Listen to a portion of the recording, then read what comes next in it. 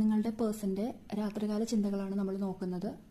അതിൽ ആദ്യത്തെ കാർഡിൽ നോക്കുകയാണെങ്കിൽ നിങ്ങളിപ്പോൾ നോ കോണ്ടാക്ട് സിറ്റുവേഷനിലൂടെ ആയിരിക്കും കൂടുതലും പേര് പോകുന്നത്. അങ്ങനെയുള്ളവർക്കായിരിക്കും ഇത് കൂടുതലും റെസനേറ്റ് ചെയ്യുന്നത്.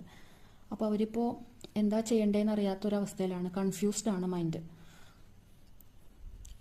ഈ കാർഡിൽ പറയുന്നത് അവർക്കിപ്പോൾ നിങ്ങളെക്കുറിച്ച് ഓർത്തിട്ട് വല്ലാത്തൊരു വിഷമമുണ്ട്, നിങ്ങളോട് ചെയ്ത തെറ്റോർത്തിട്ട് പശ്ചാത്തപിക്കുന്നതായിട്ട് നിരാശയുണ്ട്, നിങ്ങളുടെ വാല്യൂ മനസ്സിലാവുന്നുണ്ട്.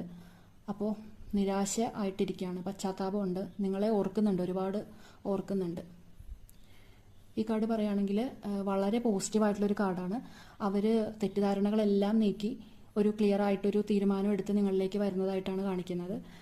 നെക്സ്റ്റ് സ്റ്റേജ്, പുതിയൊരു തുടക്കം, നിങ്ങളുമായിട്ടൊരു വിവാഹം, അങ്ങനെയൊക്കെയാണ് അവർ പ്ലാൻ ചെയ്യുന്നത്.